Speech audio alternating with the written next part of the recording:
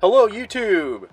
Today I'm sharing the oil change procedure for the 1997 Dodge Ram diesel two-wheel drive truck. If you own a different make and model, please refer to your service manual for procedure. So some of the tools that I use to perform this task, we'll just start off with the rubber gloves. I've got some nitrile rubber gloves, a Fleetguard oil filter. I use Fleetguards for this engine, a funnel, a screwdriver, a flathead screwdriver tip, an extended 3/8 square drive breaker bar. This is what you'll use to remove the drain plug.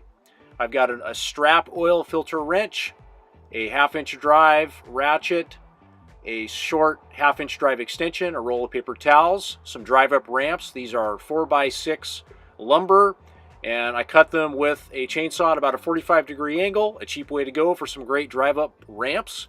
I've got an oil pan, and the motor oil, I'm using Delvac motor oil, and mostly for that reason is Delvac has a really great rebate program. For example, they have a deal going as of right now. You can buy up to 5 1-gallon containers, and for every container they're going to give you $7 back. So retail to buy one container is $13.99. So essentially, after you get the rebates, you're going to pay $7 for a gallon. I mean, that's a deal that cannot be beat. So look up Mobile Delvac on their website, and then I also use a ground tarp underneath the oil pan to catch any spills that might happen.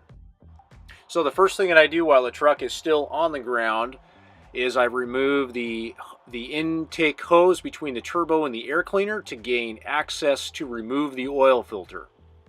And it's just you use the screwdriver, remove the two bands. You don't have to remove them completely, and the hose, it just pulls right off.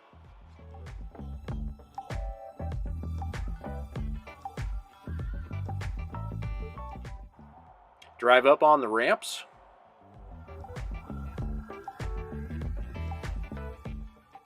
Just a couple of oil pan tips. You want to make sure that the caps are on tight and the vent cap is open. You want to make sure that's open. If it's not open, then you're going to spill oil all over the place. So make sure that vent cap is open.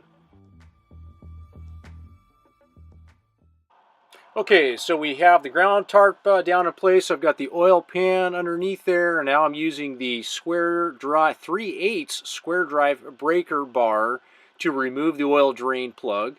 And that just snaps on there, and if you get a good enough size breaker bar, you should have enough leverage to remove it. That's why I went to Harbor Freight and purchased this breaker bar for pretty cheap.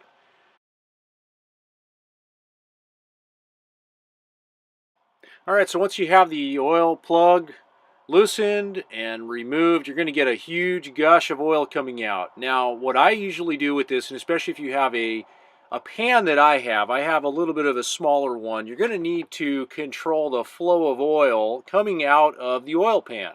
So what I do is I just hold the plug, I undo it all the way, and then just hold it to control the flow of oil coming out so it doesn't spill anywhere. So with this method, you should not have a mess at all. One of the reasons I have a small pan like this is I'm able to carry it in the basement of my truck camper, so it fits in there nicely to have with me. But certainly a larger oil catch pan would definitely help out in this situation.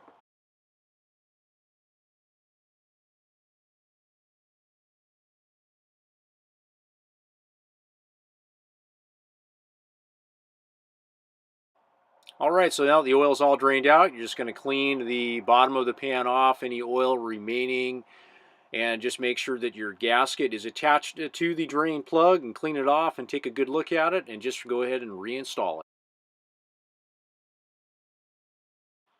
So as far as tightening the drain plug, I just put them on to where they're snug. You do not want to over tighten it, but you do want to make sure that it's on there and it's on there snug. So I just give it a good tug, and that's all that it needs. So while you're underneath your truck, this is also a good time to give everything a good look over, checking for any leaks. And in this case, I'm not sure how well you're going to be able to see this picture, but on the automatic transmission, one of the sending units that threads into the transmission was actually leaking oil. I couldn't believe it. So I'm glad I found it, and I'm going to go ahead and take that into a repair shop to have it fixed.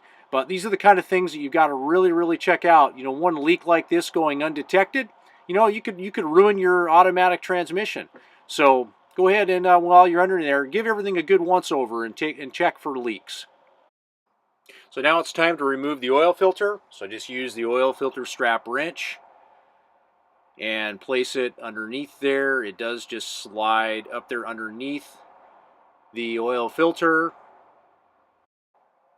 Another little tip that I do is I take a small plastic bag and I just wrap it underneath the oil filter. And this is what this is going to do is catch any oil that might spill after you remove the oil filter. In most cases it doesn't, but this just gives you a little bit of extra protection, and it's just going to lessen, you know, the cleanup and spilling oil all over the place and dripping and all that kind of thing. So just another little tip that I find really helpful.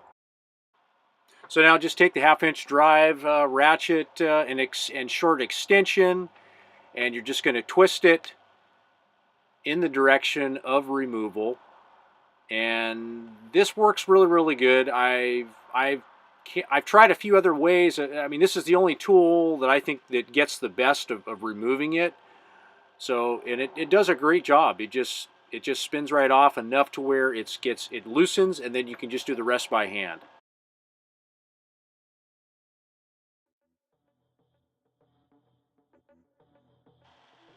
So here we just want to make sure that the gasket came off with the oil filter, that it's not stuck underneath the housing. Very important. Okay, so here we're putting in a new oil filter. Now when you put in a new oil filter, you want to make sure that you fill up the oil with oil prior to installing it on the engine. Very important. So as you can see, you see the oil in there. And also just take a dab and put on the outside of that gasket. Give it a little bit of lubrication so that it goes on easily and also off easily. So when you're tightening it, I generally put it on hand tight, and then I will turn it at least a 3/4 of a turn more than that. You do want to make sure that it's on tight on this engine. You don't want it loose and you don't want it too tight, but you definitely want it on there tight. Very important. So just reinstalling the air induction hose back on between the turbo and the air filter. It's really important to make sure that you check the sealing, that you get them completely sealed on. It's very important. You do not want any air leaks or anything like that. You're asking for problems. So this engine takes between 10 and 11 quarts of oil. So I usually add a little bit more than 3 gallons, and then I'll start the engine, bring it up to about 2,500 RPMs, shut it off, and then recheck the oil level and add as necessary.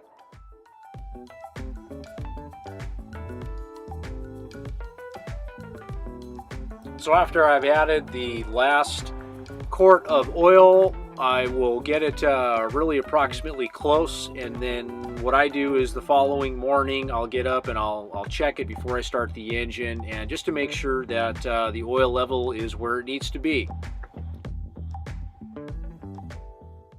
And then afterwards, the other thing that I do is I always write down when I change the oil and the mileage, just so that I have a record of it and I can keep track of the miles. Really important thing to do, and I just put that in the glove box so that I know next time when I need to change the oil. So this concludes today's video of how I change the engine oil in my truck. If anything that I've shown you here today seems to be above your skill level or your competence or your knowledge, please, I urge you to hire a professional to take care of this for you. If you do anything incorrectly here, serious engine damage could result. That's all for now, guys. Until next time, take care and thanks for watching. Happy oil changing.